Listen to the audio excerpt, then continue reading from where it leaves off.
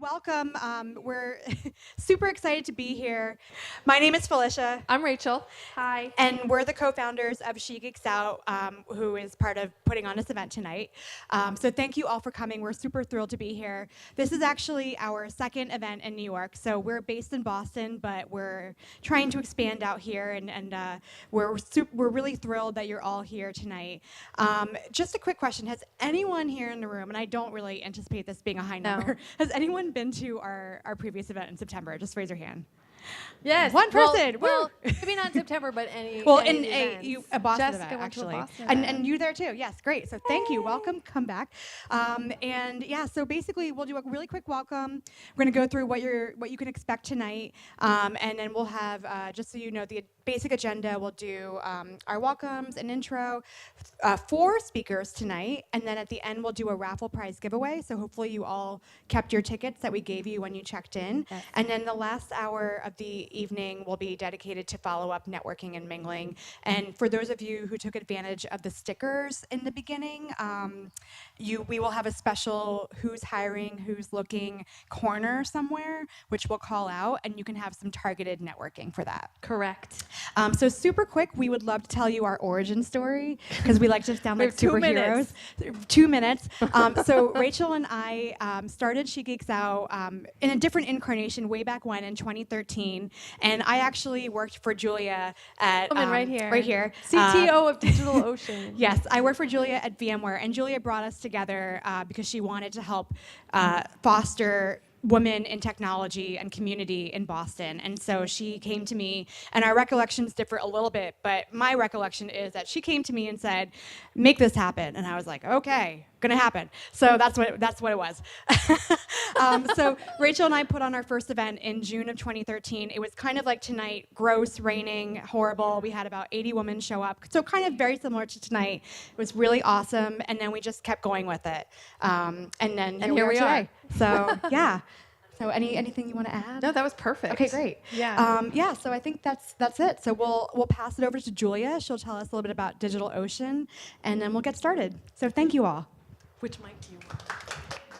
I don't care. Welcome to DigitalOcean, and thank you, ladies, both of you, Rachel and Felicia.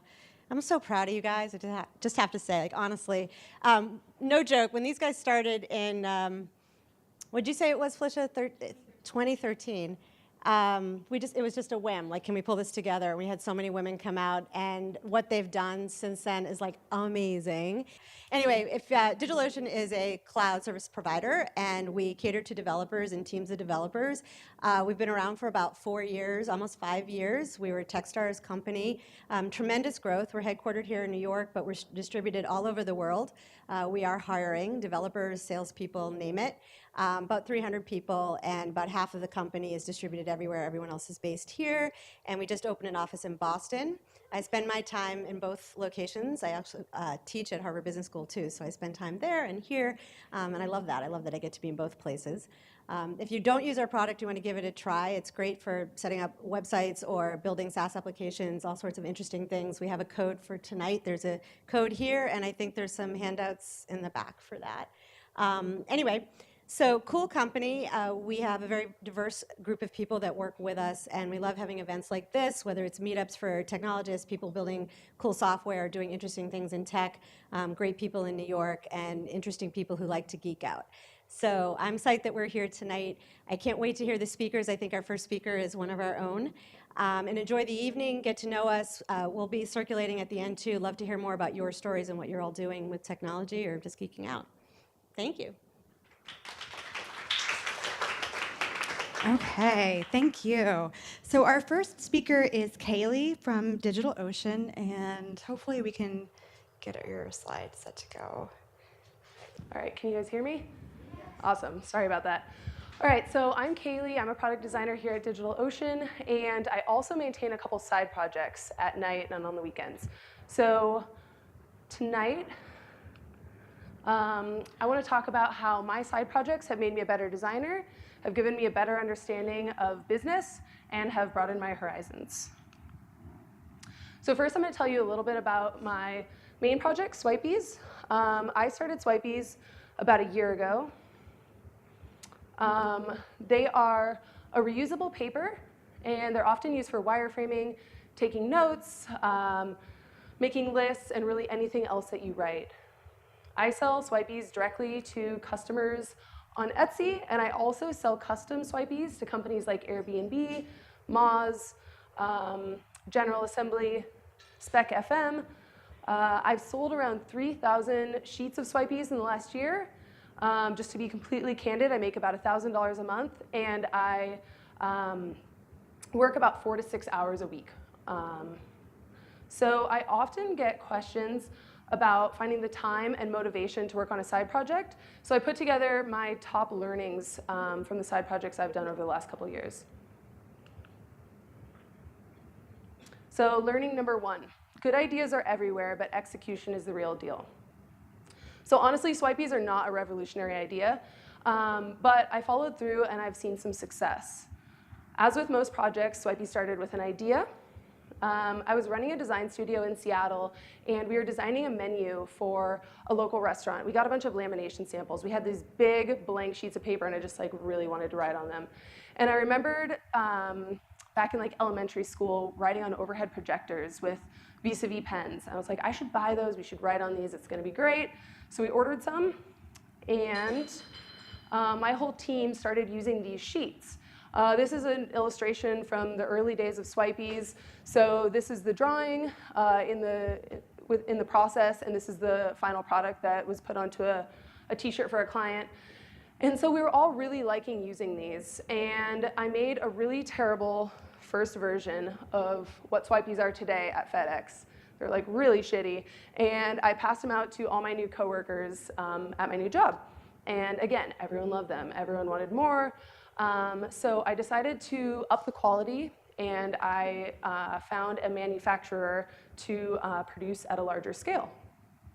A few months later, I launched the product, and the store was up. We had some sales from friends and family, starting to get a little bit of buzz going, and I sort of hit the streets or the internet, and I found influencers and companies and people that would help me get more Swipies to more people.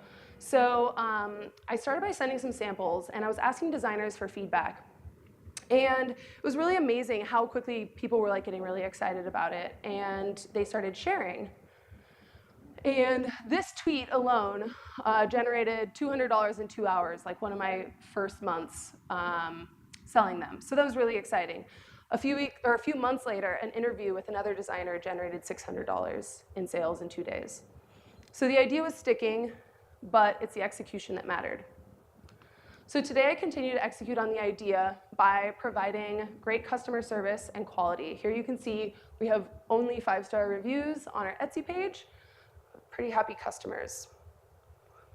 Lesson number 2, success follows passion.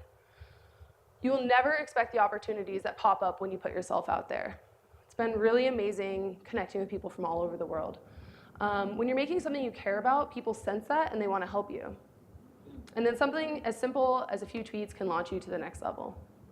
I got my first big clients by sending free samples, tweeting, posting photos, talking about Swipies, going to events, sharing my story with friends and family along the way. Lesson number 3, side projects are extra credit. You cannot fail extra credit. So this is a really big one for me. I find that people really often don't pursue their side businesses and their ideas because they're afraid of failure, they're afraid of overcommitting. And here's kind of what I've learned from that. So for me, the key is to prioritize working on things that you enjoy.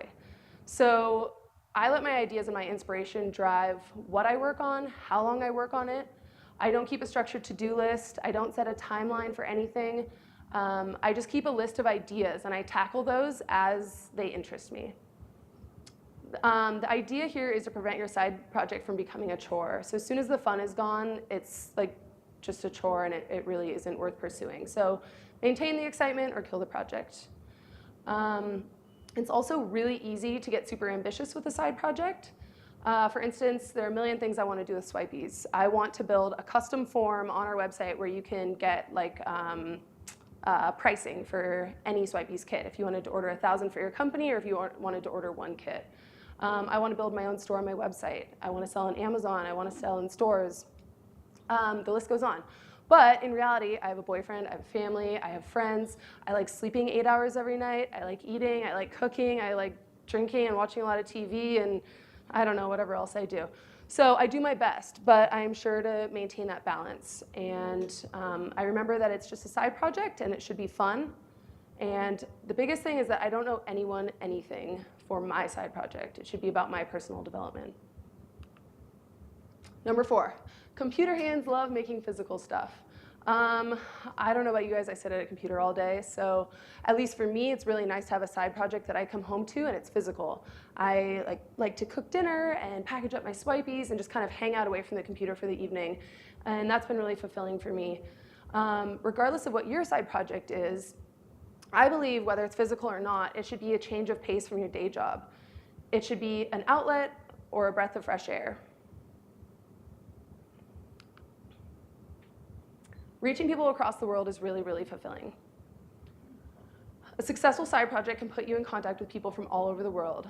I've sold swipies in Japan, the UK, Denmark, Germany, New Zealand, Australia, Canada, Poland, the Netherlands, Iceland, Norway, Switzerland, Mexico, and in 35 states. It's really cool. And I've met a lot of those people and talked to a lot of those people. I have a connection to so many more designers than I ever would have if I was just another designer on Twitter. Some of my customers have become real-life internet friends. Also, I've worked with people just by reaching out when I was stuck. So I'm working with a data scientist that actually works here on the side. He's helping me put together the algorithm for that form that I want to create on the website. And a repeat customer in Mexico is helping me to see if maybe we can source some of the materials from his hometown. Releasing your things to the world makes you a better designer or engineer or whatever it is that you do. You can't anticipate all the awesome feedback, connections, and the learnings that you'll collect. Lesson number 6, great ideas aren't always built at work. So this is something I really wish I would have learned as a young designer. You can't get discouraged when your ideas don't come to life at work. There's always going to be things that get in the way. There's going to be lack of scope, budget, there won't be an immediate business need, the team will choose another idea. By all means, you should continue to pursue your ideas at work, but one thing that I've started to do is use side projects as an outlet for those ideas. You're the boss, and it feels great to bring your ideas to life.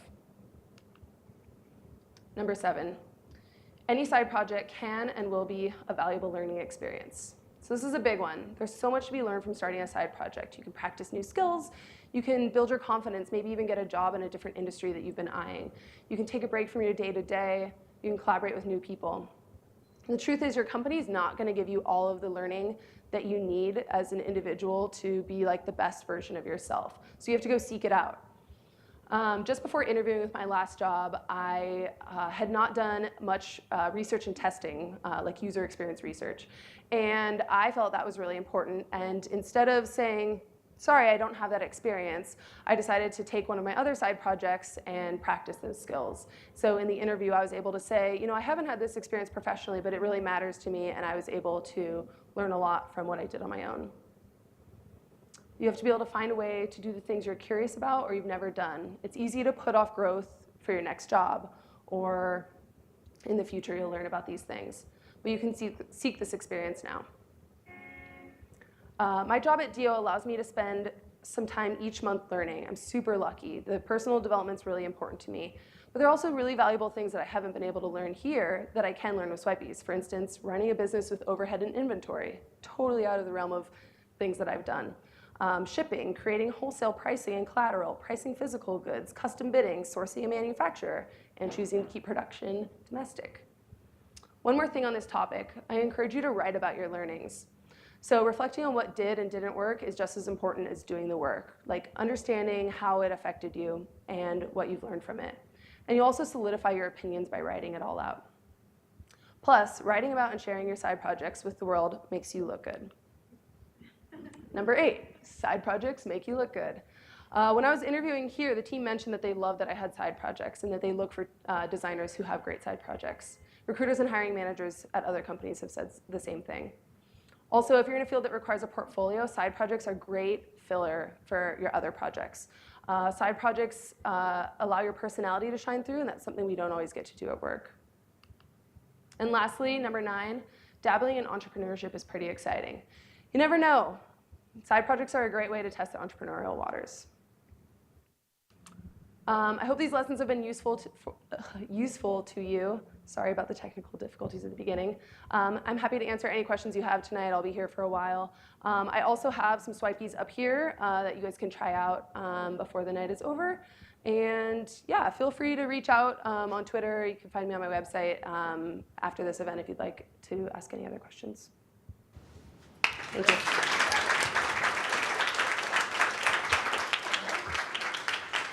Thank you, Caylee. Thanks for kicking us off.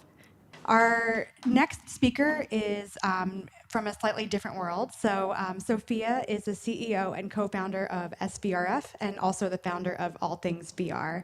So Sophia, I will get you set up here. Okay, raise your hand if you've tried an Oculus Rift. Raise your hand if you've tried an HTC Vive. Cool. Awesome. So I was living in San Francisco for an entire year, and I had to get out of there because I was like, every single person that I talked to had tried an HTC Vive, and I was like, this is too unrealistic. I need to go back to New York, where it's like where normal people are. But at the end of the day, I am a huge champion of VR, AR, and I wanted to break down what VR means.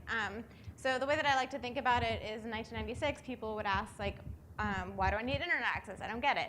In 2006, people were like, why do I need a mobile phone? Well, now we do everything on our phones and on the internet. And now it's going to be, why do I need VR? So this is who I am. I'm the CEO and co-founder of Surf.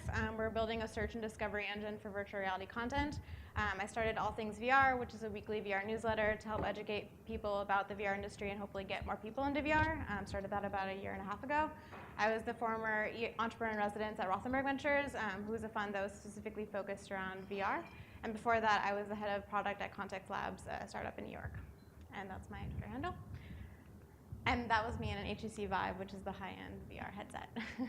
A lot of questions, a lot of people ask, what's the difference between VR and AR?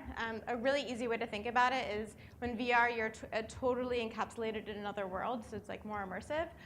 With AR, it's digital objects being overlaid onto your actual environment.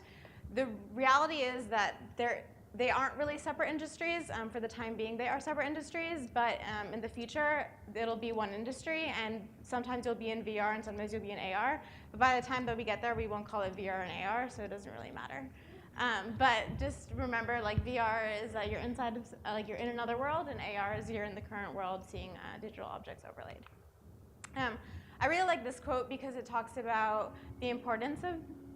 Okay, I was like, that's not music in my thing. I really like this quote by Chris Dixon because what he says is that VR is the ultimate input-output device because anything can be created inside of VR, which is really, really crazy. I'm sure at this point you've probably seen videos of people using this app called Tiltbrush, which allows you to create, it's like 3D art in VR, and so that's really amazing. This is just the very beginning of being able to create things in VR. But also imagine the fact that right now we use things like FaceTime or Skype, but imagine you can be anywhere in the world and have someone in front of you, and you guys can also be anywhere in the world. Like that's the future. I really like this GIF because it shows someone using a VR headset and what they see. This type of stream is called a mixed reality stream, and you're seeing it more and more with VR to help explain to people what is virtual reality, because if you're just looking at a screen like this demo, you see someone move their head, but you don't really know exactly what they're doing. This one is in a high-end virtual reality headset, and this one is in a mobile VR headset. I'll go and explain the differences between them. But first, I wanted to give the history of virtual reality. So many people don't realize how long virtual reality has been around as a concept. The first instance of VR came in 1968 when Ivan Sutherland wanted to make the ultimate VR device, and obviously that no one would wear that, so that didn't take off. But then 20 years later, VR started to pick up again. Of course, if you were around 20 years ago, in the 1980s, 1990s, do you remember using how slow the internet was, how bad pixels were on screens? So that's why VR didn't take off. But now we're in a whole different world. kind of the turning point of VR was when Facebook acquired Oculus for $2 billion, or $2.1 billion.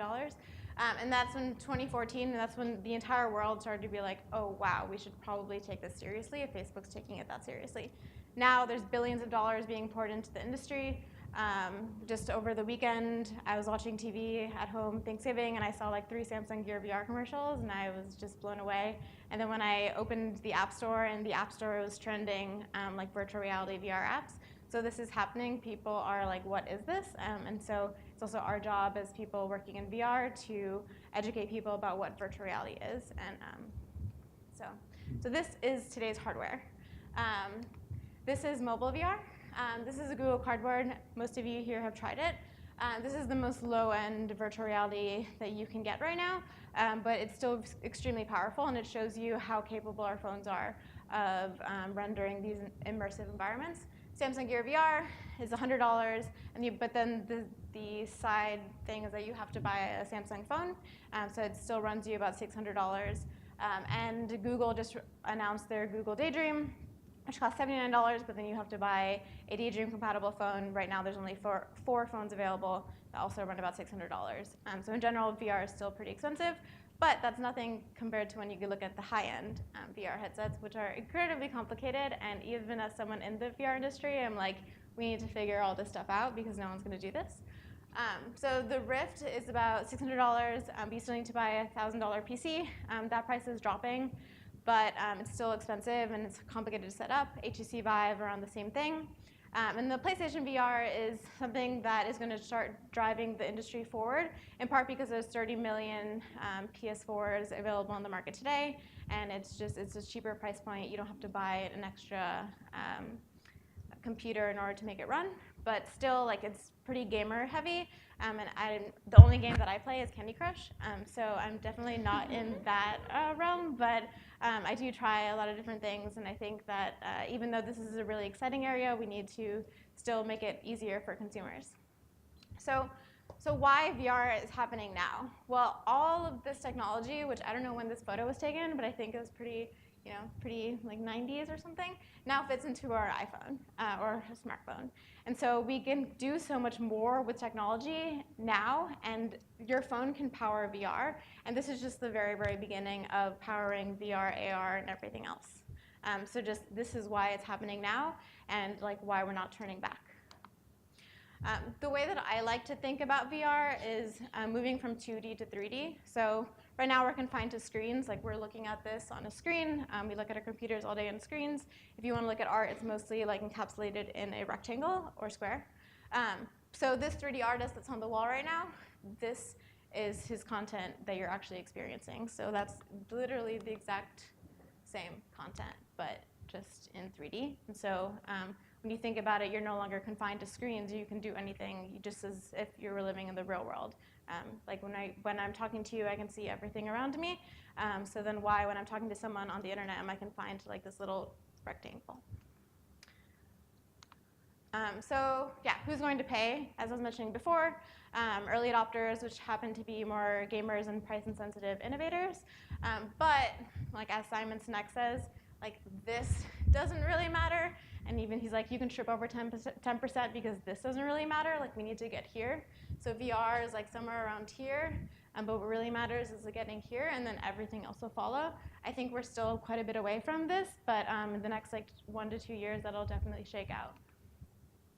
So the interest in VR content, everyone wants to try VR. Most people, when you talk to people in the industry, they're like, we want immersive games. And then I talk to other people, and they're like, we just want to do travel content. So I really like this graph because it shows you that people have very diverse interests, and they're just interested in trying out what VR is. And then this is to give you an idea of where we're going and where we are right now. So have you guys heard about Snapchat spectacles that just were released?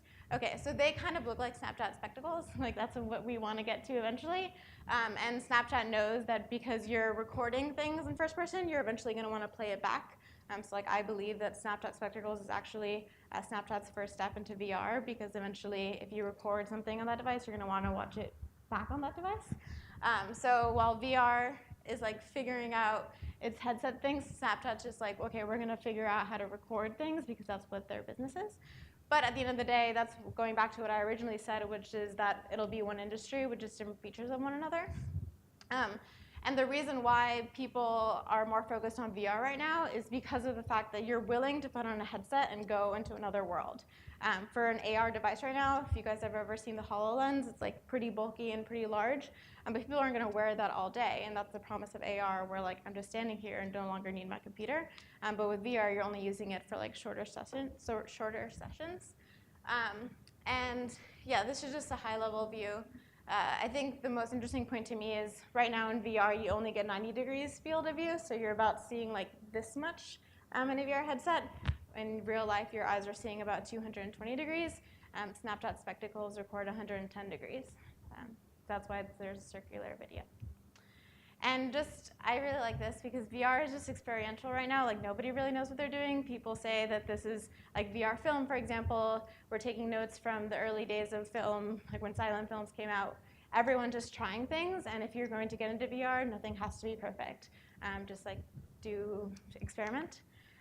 And also, every time you do VR, just keep in mind this is the worst virtual reality that you will ever have, and it'll get better. And so every single time that you do build, just like innovate on top of what you're doing, because nothing is figured out yet, and no one's figured out even if they think that they have. So this is just ways to get involved with the VR industry. Also, like I would love to, if anyone would want to be involved, like just take my email, which is at the end, or I'll be here after. And AllThingsVR, which is my VR newsletter, I do it every Tuesday. And yeah, that's my contact information. We'd love to get you into the VR AR industry. Cool. Thank you. Thank you so much. Okay, so our next talk is from Janina Jeff, and she is a geneticist at Llumina, and her talk is going to be on genetics research and mentoring young women in STEM. So take it away. Thank you, and thanks everyone at She Geeked for the invite. Let me try and find a good place to put this. So today I'm going to talk about pretty much what I geek out about, which is very different from the other two talks, in transition to how my career path really brought me to discover a passion that I have. And so two major things that I geek out about, one of them is being a scientist. So I'm a geneticist by training, a human geneticist, and I have a long career in publishing research in human genetics, and a lot of it is computational, which I'll talk about. And through this experience, it's kind of led me into this whole other era that I like to geek out about, which is mentorship and really training the next generation of scientists. And so how did this all begin? So I'm a geneticist by training. I'm going to give you guys a little genetics 101. And this is a pedigree. And so in a pedigree, you have a mom and dad, and then you have a kid. And so I was a daughter of 2 college dropouts. So it's kind of ironic that I became a scientist. And I couldn't say that this was some type of Mendelian thing where mom has it, I have it. In fact, both of my parents dropped out of college. So how is it that I was able to do this? Well, when I think a little bit deeper and I look more so on how I was raised, I realized that this is largely environmental. And in fact, everyone on my dad's side of the family had master's degrees and PhDs, and this is the early 1900s. So this is very unusual for an African-American family, particularly an African-American family in the South. And so this is kind of when I started to think about science. No one in my family was a scientist, but for some reason I had this natural curiosity to just experiment and play with things and be very creative. And what this led to was me doing a lot of science projects. So my, I don't want to say side hustle or my moonlighting or my side projects began way beyond I even reached adulthood. And so I would participate in science fairs and all kinds of very geeky things at a very young age. And not having the exposure, I realized that it really stemmed from having this thing called a village. And so this village, it takes a village to raise a child is an African proverb. So I like to think about this as my village, and I grew up in New Orleans if you haven't already noticed, as being a community of individuals who weren't necessarily a part of my family, but definitely were influential in me being curious in science. So fast forward, I went to Spelman College, a liberal arts college, all black females, and I then, really was interested in science, so obviously I was a biology major. And my parents decided to expand this pedigree even further, and I had a sister who was born my freshman year of college. Exciting. And and then I was like, well, now I'm going to be a doctor. Of course I'm going to be a doctor. I'm going to be a gynecologist, and I'm going to deliver babies for older women who can't have babies. And it was just, and that was great, and that's what I was going to do until I went to my first mini medical school internship, and I saw a cadaver, and then I was like, no, not happening. But I was very curious and very still much interested in science. And so I began to pursue research, and that's kind of what led me into my current profession. And so for right now, I'm a human geneticist, and I work for a biotech company called llumina. We specialize in sequencing and genotyping technology. And so just to give you a little bit of framework around what we do, as a human geneticist, we've largely kind of trended from bench science work into computational work. And why is this? And the reason why this is because the technology has really become advanced, and a lot of the data that we collect can really be captured computationally. And so you may think of it as you go into a lab, you know, some of you have probably donated samples of blood to a hospital, and, or if you've participated in things like 23andMe, DNA Land, Ancestry, and they take this data and they genotype you for every site in your genome. And so essentially, this sounds really complicated, but it really just comes down to 4 letters. And so I study 4 letters all day. That's exactly what I do. I study these 4 letters, and these 4 letters tell me different things. And it actually takes a lot of computational coding. And so never having a coding experience ever in my life, not even had taken statistics in college, I went on to graduate school to really start to study the genetic code. And so one of the first things that was interesting to me when I went to graduate school was that I was the only person that looked like me. And so I was like, oh, well, it must be genetic. So I, started studying human genetics and really became interested in understanding why people look different, but more so from a medical perspective, how these differences, particularly in our genome, can explain health disparities across populations. And so that's what I began to study. And it was a very harsh reality because I knew that I looked different, but I didn't really feel different. Why? Because I was studying and doing everything that everyone else was doing. And so I had a tragic experience. Well, not a tragic experience, but I had a lot of tragic experiences. I was living in Nashville. I was the only person of color in this program. It was very odd. And I had failed an exam. And when I failed the exam, I had someone come up to me and say, oh, well, you don't really have to get a PhD, just get a master's. Meanwhile, there were 3 other students who started with me, and they never failed an exam, or I'm sorry, they failed like 5 or 6 exams, and they were kind of told to keep on pushing, and they were given extra help and tutoring, and so I had to figure this out. And this was such a huge transition from when I was growing up, where I had this nice, comforting village. So now I have to figure out how to do this. And so I had a mentor, and my mentor was a female scientist, and she mentored me. She helped me through this process. And I successfully graduated. And not only did I successfully graduate, but I turned out to be the first African American to graduate with a genetics with a genetics degree at Vanderbilt. And so that's crazy to me because this world is, particularly in America, is so diverse, and genetics plays a huge part in any foundation of medicine. Why aren't there more women who look like me in this? And so anyway, my graduate career was very successful, largely due to having great advisors and mentors, and again, having that village. And so I came to New York as a postdoc working at Mount Sinai Hospital, and really started to dig deep into the things that I like to do. And so again, I was studying the genetic code of health disparities. So I was trying to understand what are some of the differences that could help explain why we develop certain diseases versus not. And so I was studying uterine fibroids, which is like 30 to 40% higher in African American women, and really understanding the genetics behind it. And what happened was I started writing all these grants on fibroids, and none of them got funded. Not a single one. Like, I rewrote 3 and 4 grants. It takes like years and years and years to do this. And so my last year of postdoc, I said, okay, well, I'm gonna write a sexy grant.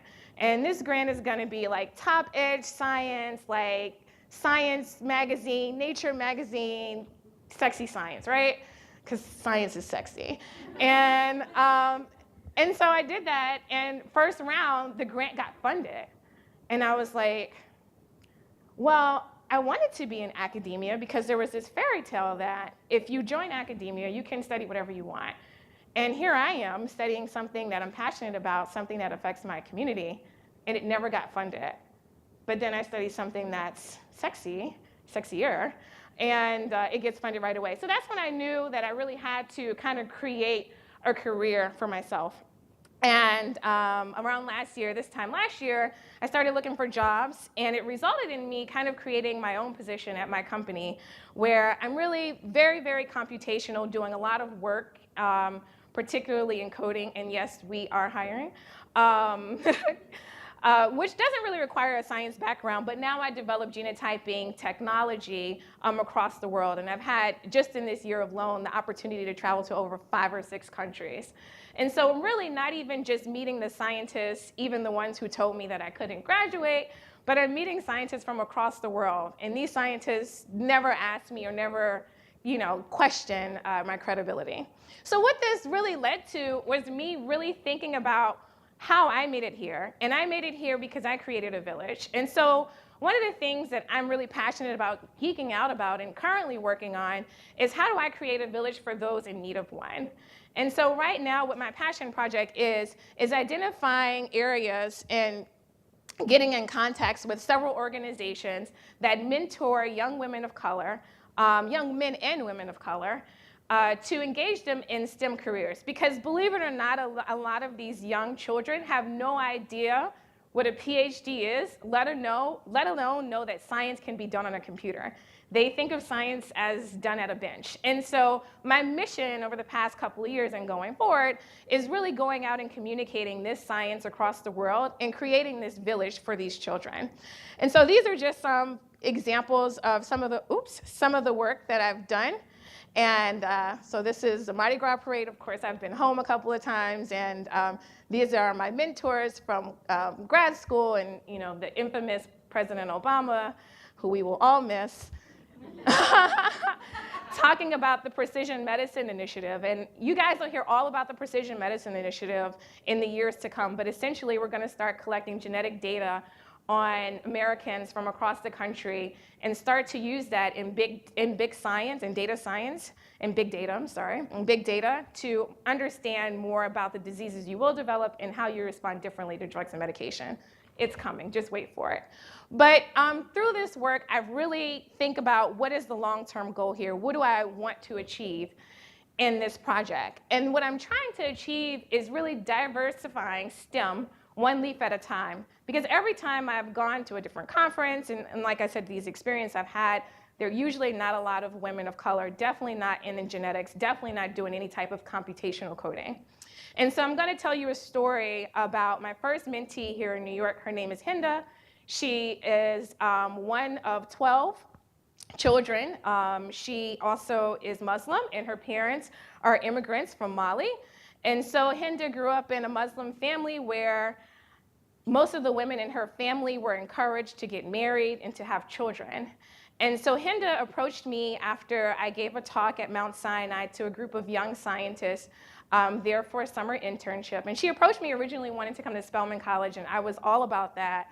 And then she told me that, really she wants to be a doctor and she wants to be a researcher, but she really didn't have that village. She really didn't have someone to teach her. And so when I'm thinking about Hinda, I think about the day that I graduated, and when I graduated from Vanderbilt, I had like this slow, ugly cry going on because I'm just thinking about all of the people who were in my graduate program who told me that I couldn't do it and how that village really motivated me to doing it. And so Hinda and I became very close, and Hinda and I worked together all last fall for her to apply to several colleges. She applied to over, nowadays they can apply to 200 colleges in just one application. In my days, we had paper envelopes and each one was individual. But Hinda applied to college and she was accepted into her college of choice. And this is just a video of Hinda's reaction when she got accepted into college. And the reason why I can relate to this experience is because if you ever do something that a lot of people tell you can't do, actually doing it, no one can compare that feeling. But actually being a part of that experience makes it that much better. Hopefully it works. Oh, there's no volume. You guys get the point. Okay. And this is what I geek out about. Thanks, you guys. Thank you. That's so inspiring. I feel like I should go out and get my own PhD right now. Okay, so we have one last speaker for the night. Amelia is the director of DBRS Innovation Lab, and her talk, which I am about to pull up, is, wait for it. All right. Can you see that? Her talk is Intimate Gestures, Future of VR Interfaces. Well, I'm so honored to be here and to be after such phenomenally talented and brilliant women. I'm really lucky that Sophia got to set up the whole thing about VR, so I don't have to say anything about it. You all know now what VR is, AR is. You don't have to ask how many people have been on. Awesome. So I wanted to jump right in and go into sort of helping some of people here. How many people here do design work at your company? Okay, good amount of designers. So I wanted to kind of jump right into some design. I think this will be helpful for designers, but also for people who are on teams who want to know, like, should I be thinking about VR for my product or platform? The answer is yes. Like, obviously, Sophia explained that all to us now. But then some of the ideas of, like, how should I gather this information? Shouldn't I just have the same person who's building my website, like, do the VR interfaces? And so I'm going to kind of talk to you about different things that can influence and help you understand this virtual space, which is the most similar to the real world space, right? Like not the square, and not sort of the like phone on our face, but you then have a phone on your face and you see this 3D world. So I'm going to talk to you guys a little bit about that. Before I, let's see, is this right?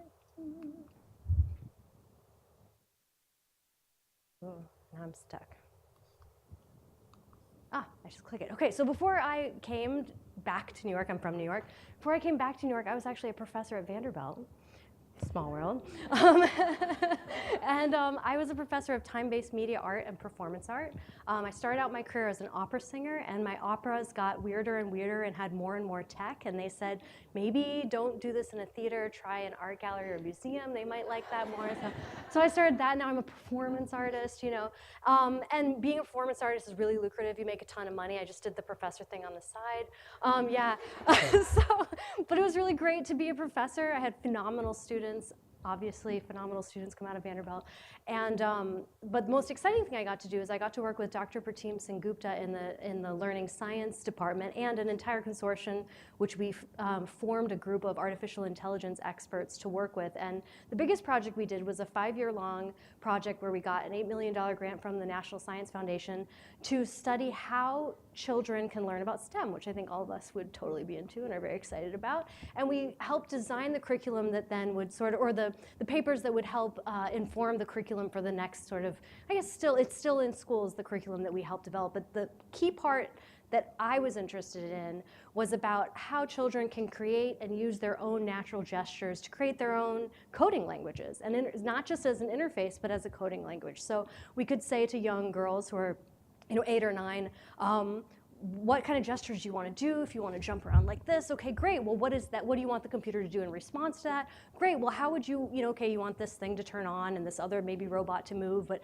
now how does that happen with complex gestures? Now you're doing a ton of gestures, but couldn't you turn all those gestures into one gesture and you make them do functions and all this kind of stuff? So suddenly they're learning to code by creating their own coding language, using their bodies, which was really fun. And so from the beginning of my experience and research in artificial intelligence, I was doing it in this world and using this body, which was very fun since I was a performance artist, and we would sometimes use our voices. And so from the very beginning of my education and research, I didn't ever feel like I needed to use a mouse or a keyboard or a screen. I was like, well, yeah, I mean, I don't think people are going to be doing that for very much longer. And lo and behold, Sophia comes to explain us that that's like not what we're going to be doing anymore. We're not going to be having like a little box and a mouse and a keyboard or a typewriter anymore. So I want to kind of show you where I get my inspiration, and I hope that that'll help you think of the very diverse ways that you can start thinking of how your product and platform could also be transferred into, and like AR just means transferred into this world, right? Not really, not even transferred at all, just somehow like created. It's kind of a Hogwarts universe, right? So Sophia talked to us about the tilt brush. If anyone hasn't seen it, this is kind of what it looks like. You have, again, this thing over your face, and you have an object in your hand, and you're drawing, but you get to see it in real time, in real space. People say it's like a frequent thing in our field where they say, if I want to show you a 360 video or content, you'll wear that phone strapped to your face for about 2 minutes. But if I give you a tilt brush, I mean, I have a friend who's logged 240 hours in the tilt brush app. It's crazy. It's like so engaging because you move and you see it in real time. Having that kind of feedback, being able to design your world, it's very immersive. So this is kind of more like, we all know that like that's more the future of the space, is having that kind of feedback. So what other ways can we get that motion in? We've seen, like, people here know what motion capture is, right? Like, we've also kind of seen the behind the scenes in various films. I wanted to show you, I know we don't have sound here, but is there any way we could have sound? I mean, it's not like a big deal if we don't have sound, but I'm gonna show you this like super quick. This is, I'm gonna do the updates later. So this is, motion capture is a system where either you can wear a suit, but more frequently it's just a system that's all the way around of infrared, which is very simple. It's like a very simple, stable like way of capturing information.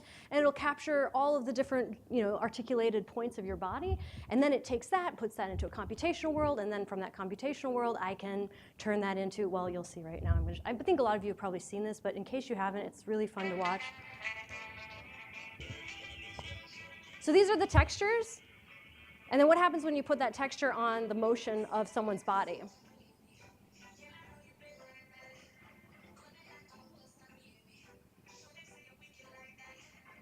So these are not people wearing costumes, right? This is entirely exist in a computational world.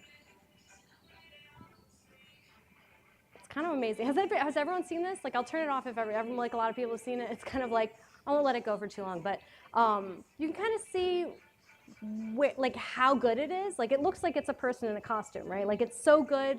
The articulation is so good. The rendering is so good. You can imagine seeing this in VR. You could imagine being this in VR, right? And now networked VR is also sort of like the future of social VR, right? I recommend this, checking this. This is one of my favorite videos, but I know we're short on time. Anyways, I'm also happy to share my deck if anyone wants to look at these things later.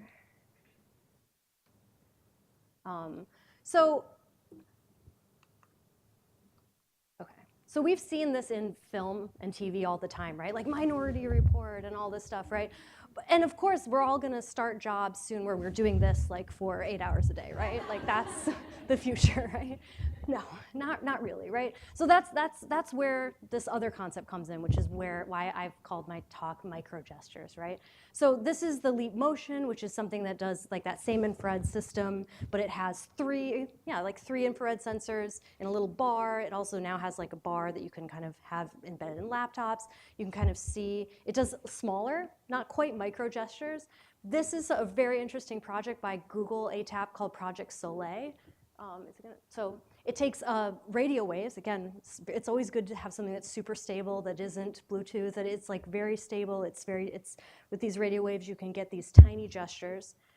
Has everyone heard of Project Soleil? How many people have heard that? Okay, good. I'm going to show you the video then, because it's, I'm not the full video, but, oops. Come on. My name is Ivan Pubarev. I'm going to just like show you so here's like the tiny gestures. That's the actual like radio waves, the antenna and receiver. So you can see how small the gestures that they're making, but then I'll show you, okay, so here's the example of what it can control. With wearables and Internet of Things and other computer devices. See how tiny those are? Right, so you can have a receiver, and you saw how tiny the receiver was. And turning it into a gesture Teeny, sensor. teeny, teeny. Radar is a technology which transmits a radio wave towards a target.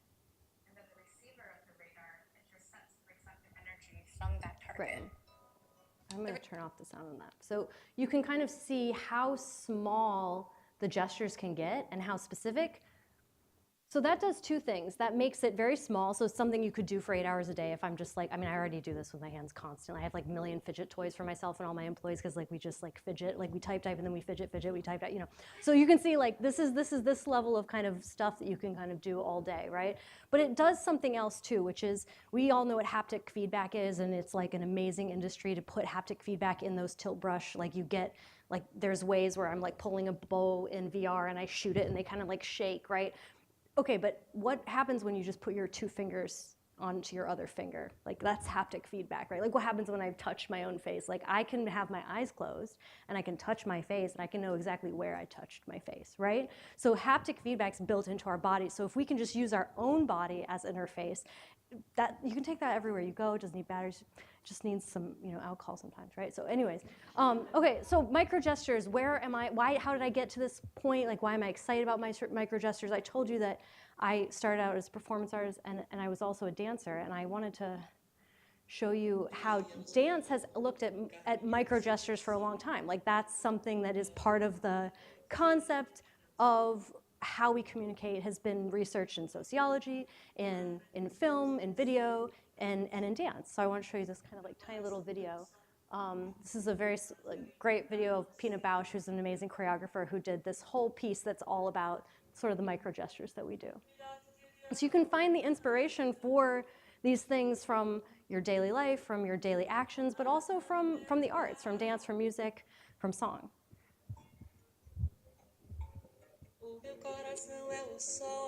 If you haven't seen the Wim Wenders film called Pina, I highly recommend it. You can see a lot of her choreography. It's really beautiful. Okay, so going back to that thing about haptic feedback, right? So how many people draw with their eyes closed? How many people have done that in like a drawing class? Yes, okay, so everyone does it, right? Like why did they do that? They do that because you can draw better if you're not going like this and like this and like this and like this. However, they have shown through different types of studies with your eyes that artists, when they're drawing something, they look back and forth more times than someone who isn't an artist and is drawing, right? So artists have this like it's something like 300% more. So like when an artist is drawing an object, they're like, right? But art also, yeah, exactly like that. But also artists are very good at doing this thing called blind contour drawing, where they can look at something and they have a sense of where their hand is and where their arm is, and it's a part of training, right? And a concept a lot of you guys who work in UI and UX have heard this probably before, or even people who build and prototype tools that people use, is that piano effect, right? Like you want to build a piano, anyone can walk up and be like, ding, and then they can play chopsticks, and it's super easy entry, right? But you can also be a concert pianist, right? And the best tools are those that you can master and then you can become amazing at. And that anyone can use them, yeah, that's true, but if you have a limit where it's like anyone can use it, but you know, if you use it after a year and you can't get any better and everyone uses it the same, then it's not actually like the piano level tool, right? So if we're gonna build tools, we want them to be easy, we want them to not be something that like exhausts us, but also we want to build something that you can become, you know, like very, very highly skilled at. And I think knowing that humans can do blind contour drawing and humans can get the kind of haptic feedback from their own body makes it so that people can be able to use these interfaces to create amazing things, just and they can be fully immersed in VR with just having their hands and their bodies as the haptic feedback. And this is, I'm going to show this a couple times. I was supposed to make a GIF of it, but I ran out of time. So this is an example. I got this tattoo recently, and I started thinking about in the AR future, you might want to tattoo your own shortcuts on your body to help you remember and train yourself for your tools. And so I wanted to show you this video that I made where you could draw and then you could change the color, like with your own, you know, your own shortcuts. I'm going to show it one more time. So you're just like, you're drawing a line that isn't there, you're changing the color, and so any pen, any piece of paper, any surface becomes something that you can create with in the AR world. So I just wanted to leave you with that. Giorgio Agamben wrote an amazing body of research about gesture and aesthetics, and he said gesture rather than image is the cinematic element. And I think it's an interesting thing to think about storytelling, that if you look at films and you start following people's gesture rather than just the frame, that actually is what is the driver of the stories. And that goes right back to what Sophia was talking about, that if you're in this 360 world and we don't have the frame anymore, a lot of people are saying, how do I tell a story? How do I explain something? I don't have the frame. Well, you have gesture. So that's it. Thank you so much.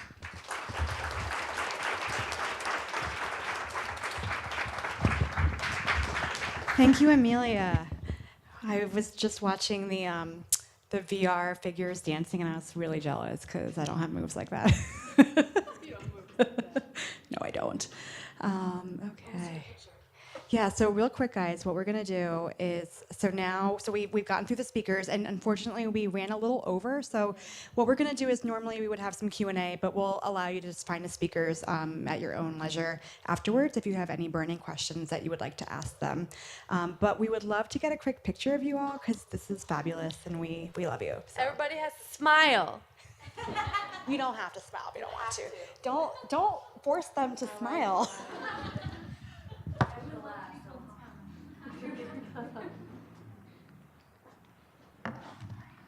Got it? Okay, so now this is Rachel's favorite part of the evening.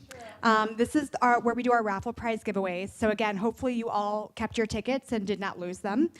So what we do is we do this first come, first serve. So if your ticket number gets called, you get to come up and pick the prize of your choice. And so Rachel is going to go through all the prizes with us. Yes, and you know what? I'm going to take some of the chairs. Yeah. Okay, do what you need to do.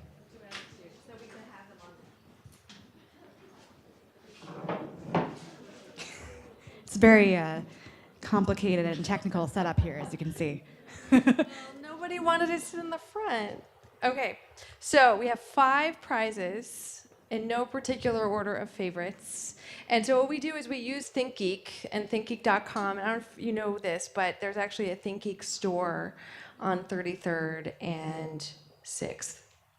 So first one is a moonlight lamp. So it's a little like a light lamp that you can put on your desk or in your room. If you're scared at night, you can have it as a nightlight. We don't judge by what you choose, by the way. Judgments, no. This is a Bluetooth smartphone speaker, plays 40 hours, so you hook it up to your smartphone, and then you can get better sound.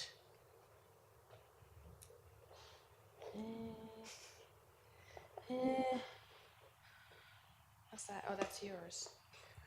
Yeah, I have stuff in there too. You guys don't get that. Okay, this is really cool. We have a Pac-Man beer mug, and when you fill it up, you can get the little Pac-Man little dudes and ladies showing up. Super cool. And then we got 2 more. A Wonder Woman diary. Can you read the back of it? Yeah, so real quick. Following a treacherous attack by Cheetah, Wonder Woman drops the journal in which she has been, this is very small font, been recording her thoughts on the epic battle ahead. That book has now fallen into your hands. This journal contains several pages of notes and sketches created by the Amazon princess herself. And then it's a diary. Who knows what she thought in there? It's actually a feminist book about Wonder Woman. It's the whole thing. And finally, we have a Legend of Zelda watch, which is super cool. And I think it's cool. And No, I wear watch. I've got watches. Yeah. All right. I don't feel like the crowd is excited. All right, that's it. So. Those are the 5 things. Okay. Whoever said woo, thank you for that. I'm really banner. Who said you're welcome? Now I'm looking. Okay, thanks. No, I appreciate it. Okay. I appreciate both. So first number is 240665. All right, woo! Come on down. This is the Price is Right part of the night. And so, what's it going to be? What are you going to choose? The lamp. It's gone, guys. I thought nobody liked the lamp. So They did. It was secret. Can I Okay. do the next one? Yeah. All right. Next number, 240613. Yeah. All right. Whoa, she knew what she wanted. The speakers. Speakers are gone. Some people deliberate. All right. Oh, yes. I get to do the next one. All right. Yes. Okay. 240670. 670. Oh. I was like, are we just clapping for no one? Just woo, we're so excited. Well, That's what everyone says. we're fighting the battle against the "it's never been me" thing. That's really the purpose of the raffle. And Win anything is the most common thing that we hear as people come up, and it's beautiful to see that we are wiping that out one human at a time. like a personal mission. Yeah. I mean, this is nice and all, but it's really about that. No, I'm kidding. Okay, the number is 240634. In the back. All right. Woo. See, you would have said that, right? So funny story. Danielle lives here, and this wasn't rigged, I swear. So it's like a whole big raffle thing. I used to work with this lovely woman like 15 years ago. 13 years ago, something like that. And she lives here now, and it's really nice that you came. Thanks. Okay.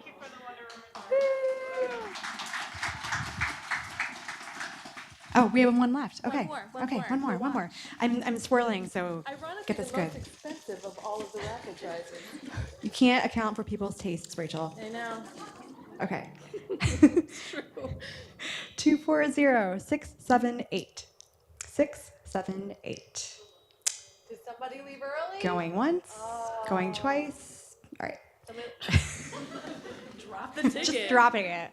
All right. Somebody's gonna have to pick that. I'll pick it up. Don't worry. I got it. All right. 240664. 664. Great. Now, if you don't want the watch, you don't have to take it.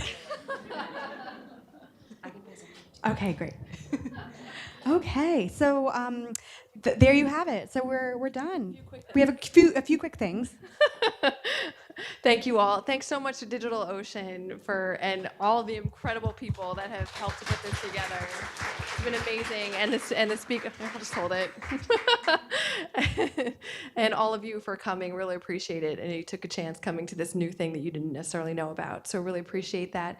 Just a few things. We don't have a New York event next set up, but if you're on our mailing list, we will absolutely let you know when the next one is, because we are hopeful that we'll do another one. So we have most of our events in Boston, but we do have a couple of things. So we have podcasts that we release every other week, and it's really stories to interviews with women just like all of us. And we get inspired by it, and we hope that you do as well. We also are, we've just announced a couple weeks ago corporate diversity training. So we're offering 2 workshops. One is on recruiting and one is on retaining.